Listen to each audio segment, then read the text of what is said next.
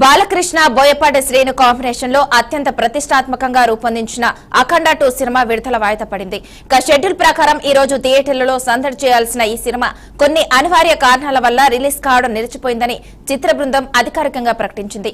కొన్ని నియంత్రణలు లేని కారణాల వల్ల విడుదలను వాయిదా వేయాల్సి వచ్చిందని 14 రీల్స్ ఎంటర్టైన్మెంట్ హౌస్ ప్రకటించింది. అభిమానులకు అసౌకర్యం కలిగించినందుకు చింతిస్తున్నామని, కొత్త రిలీజ్ డేట్ ను కూడా త్వరలోనే ప్రకటిస్తామని కూడా తెలిపింది.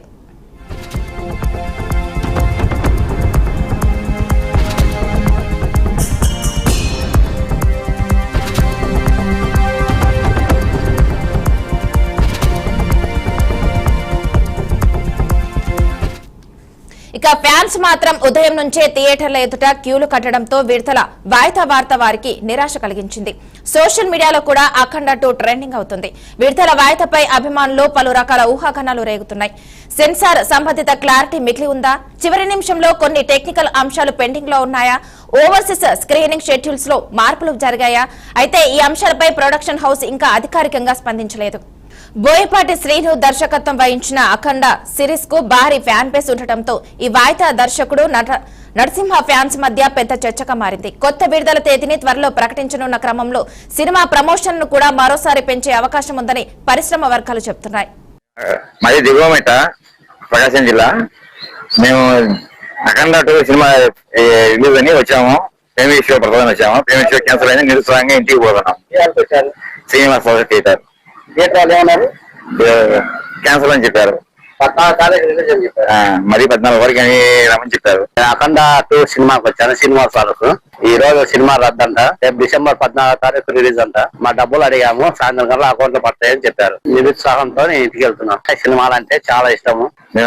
మరి దిగువమేట.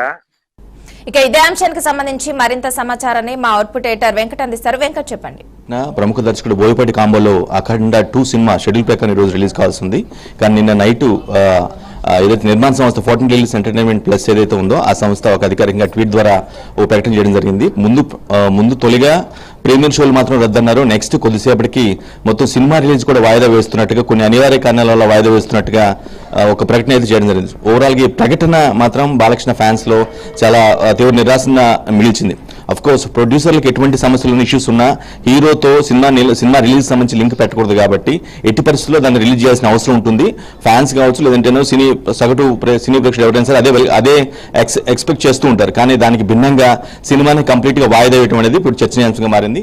అయితే లేటెస్ట్ ఒక వార్త ఏంటంటే చాలా క్లియర్ కట్ గా నిర్మాణ సంస్థ చాలా స్పష్టంగా ఏం చెప్తుందంటే కేవలం కొన్ని తమ నియంత్రణలో లేనటువంటి కారణాల వల్ల, సాంకేతిక సమస్యలు లేదంటేనో అవుట్ ఆఫ్ కంట్రోల్ పరిస్థితుల్లో మేము వాయిదా వేయాలని చెప్తున్నప్పుడు కూడా కొన్ని రీజన్స్ అయితే బలంగా సర్క్యులేట్ అవుతున్నాయి. దానికి ఆ రీజన్స్ లో ఒకటి మెయిన్ ఏంటంటే మద్రాస్ హైకోర్టు స్టే ఇవ్వటం వల్లే ఈ సినిమా ఆపేశారు. తప్పనిసరి నిర్మాతలు రామ్ ఆచంట, గోపి ఆచంట ఎవరైతే 14 రీల్స్ ఎంటర్టైన్మెంట్ ప్లస్ బ్యానర్ అధినేతలు ఎవరైతే ఉన్నారో వారు ఈ సినిమాని వాయిదా వేస్తారని తెలుస్తుంది. దానికి కారణం ఏంటంటే ఈరోజు ఇంటర్నేషనల్ సంస్థ ఏదైతే ఉందో, ఒక ప్రొడక్షన్ అండ్ డిస్ట్రిబ్యూటర్ కంపెనీ ఏదైతే ఉందో ఆ కంపెనీకి వీళ్ళు రామాచంట, గోపి ఆచంట అఖండ 2 నిర్మాతలు ఎవరైతే ఉన్నారో వీళ్ళిద్దరూ 27,70 లక్షల రూపాయలు ఇవ్వాల్సి ఉంది. దానికి సంబంధించి గతంలో వీళ్ళు చాలా సినిమాలు తీశారు. అందులో వన్ నేనొక్కడిని, మహేష్ బాబు నటించినటువంటి వన్ నేనొక్కడు, అదేవిధంగా ఆగడు సినిమా, ఈ 2 సినిమాలు వీళ్ళ బ్యానర్లో వచ్చి వీళ్ళే ప్రొడ్యూస్ చేశారు. అయితే ఆ 2 సినిమాల డిస్ట్రిబ్యూషన్ బాధ్యతలు ఈరోజు ఇంటర్నేషనల్ సంస్థ ఏదైతే ఉందో production and distribution company Mumbai base లో ఉంటుంది. అది సునీల్ లోలా, కిషోర్ లోలా అని ఇద్దరు దాన్ని నిర్వహిస్తూ ఉంటారు. వారు ఆ 2 సినిమాలు వన్ నేనొక్కడిని, అదేవిధంగా ఆగడు 2 సినిమాలను కూడా వీళ్ళు నిర్మించినట్టు ఈ 2 సినిమాలని వాళ్ళు డిస్ట్రిబ్యూట్ చేశారు. మొత్తం స్టేట్ వైడ్ కావచ్చు, లేదంటేనో ఎక్కడైతే వాళ్ళకి రీచ్ ఉందో అక్కడ ప్రాంతాలు మొత్తం కూడా వీళ్ళే డిస్ట్రిబ్యూట్ చేశారు. కానీ ఆ సినిమా 2 కూడా వన్ నేను ఒకనే చాలా డిజాస్టర్, అది మనకు తెలిసిందే.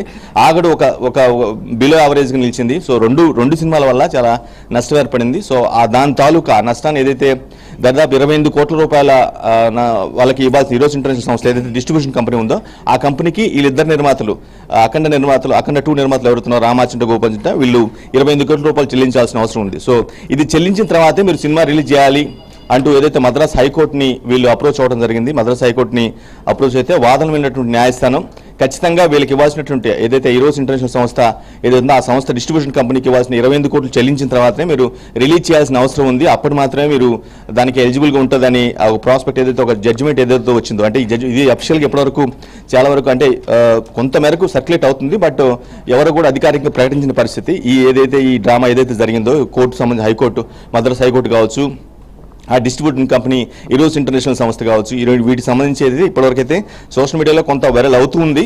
కానీ అధికారికంగా ఎవరు కూడా అనౌన్స్ చేసిన పరిస్థితి ఈవెన్ తమకి ఈ కారణాల వల్ల ఈ విధంగా రిలీజ్ చేస్తున్నాం అని అయితే ఎవరు కూడా సినిమా తాలూకు సంబంధించిన వ్యక్తులు కావచ్చు ఎవరు కూడా అనౌన్స్ చేయలేదు. బట్ జరిగిన వాస్తవం ఇదని తెలుస్తూ ఉంది.